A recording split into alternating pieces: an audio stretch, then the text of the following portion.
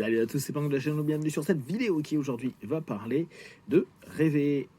Avant toute chose, joyeux Noël pour ceux qui le fêtent et pensez à cette période de Noël, à cette période de fête de fin d'année qui certes cette année peut sembler un peu particulière, un peu morose pour certaines personnes. Gardez en tête que outre les aspects religieux puis marketing que ça a pu développer ces dernières années, c'est toujours sympa de reprendre cette idée qui est partagée. Alors après, bien sûr, là aussi c'est une idée marketing de l'esprit de Noël, où pour beaucoup d'enfants qu'on a été, pour des adultes aussi, adultes parents, c'est une espèce de période où on tente de faire rêver. On tente de faire rêver les nouvelles générations, ces petits, avec une histoire complètement marketée, une fois de plus, de Saint-Nicolas qui est devenu le Père Noël tout rouge. Néanmoins, je trouve que ça nous permet d'avoir une vraie réflexion sur ce qui est cette espèce d'éblouissement, d'attente positive, d'envie, de désir, de croyance qui se développe chez beaucoup de petits-enfants qui vivent cette phase-là, et qui, pour certaines personnes adultes qui ont vécu des beaux moments en famille, dans les échanges, des beaux repas, des belles rencontres, des beaux cadeaux. Et n'oubliez pas, un beau cadeau n'est pas forcément quelque chose de gros, de grand, de cher.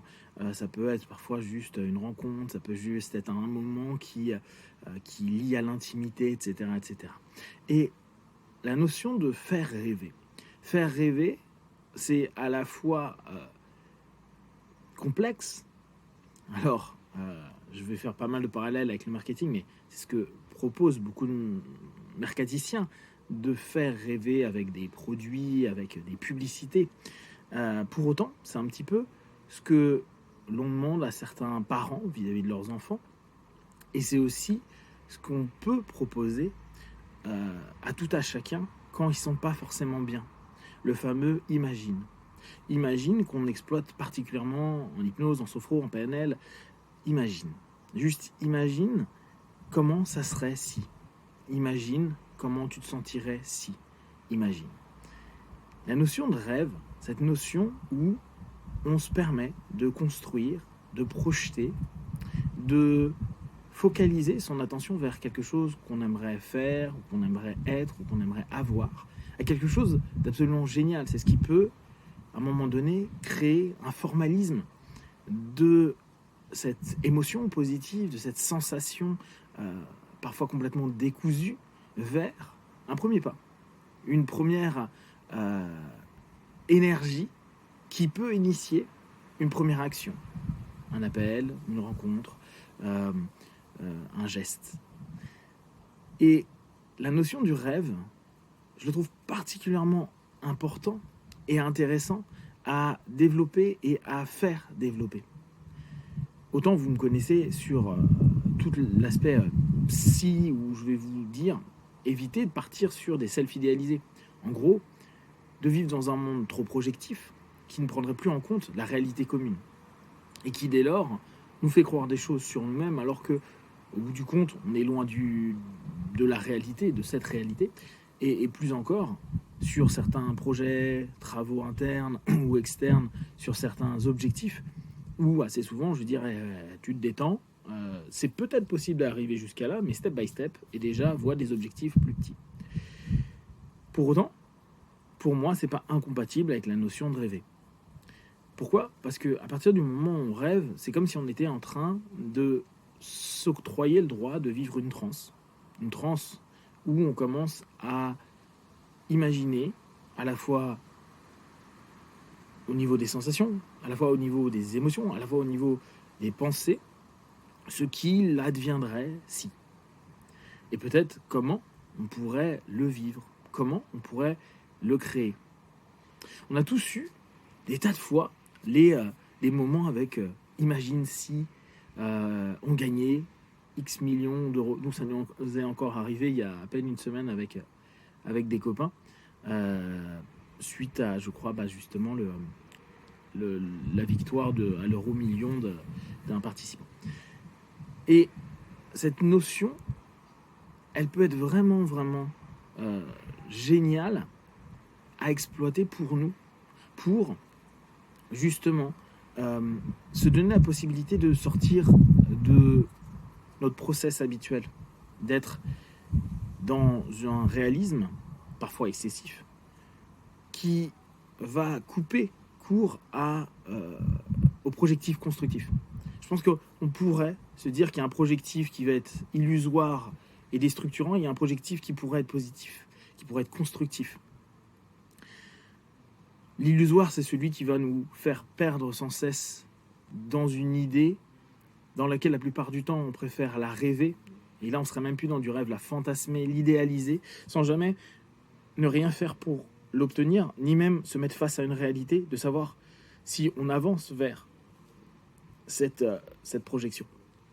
La projection constructive dans nos rêves, c'est un peu se dire, bah ouais, en fait, j'ai rêvé d'aller dans cet endroit-là, ou j'ai rêvé d'aller faire cette action, cette activité-ci, où j'ai rêvé de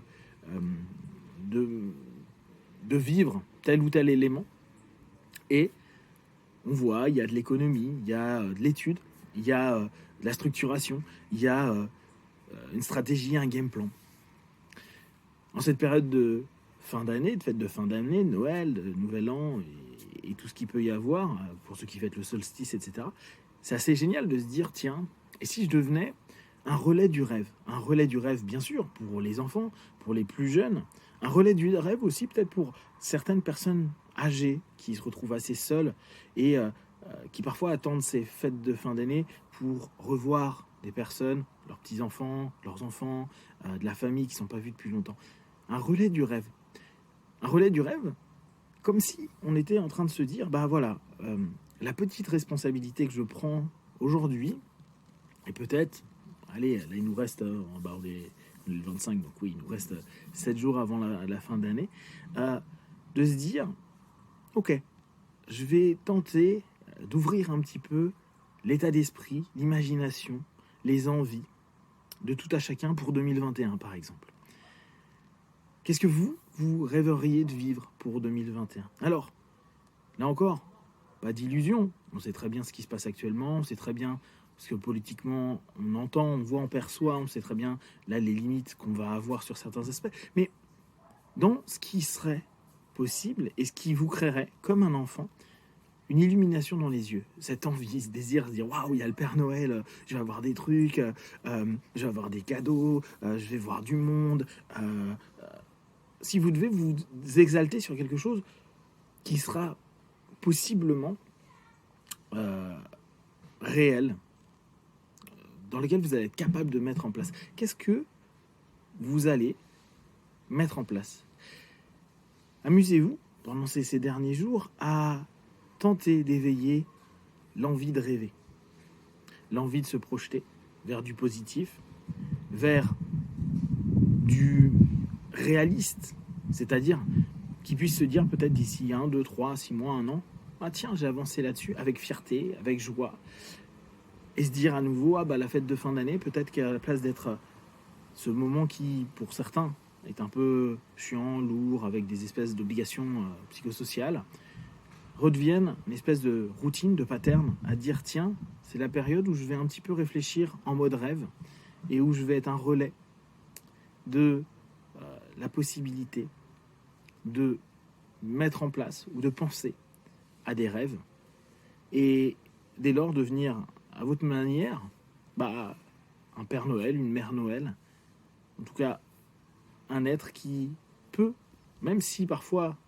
c'est un petit peu fantasque et ça peut sembler un peu idiot, qui peut redonner pendant un moment une espèce d'envie, de plaisir, de rire, de partage, en enlevant toutes les choses qui n'ont pas de sens, comme le stress et tout ce qui est lié à un réel qui, dans nos objectifs, sont à prendre en compte, mais qui ne doivent pas nous bloquer.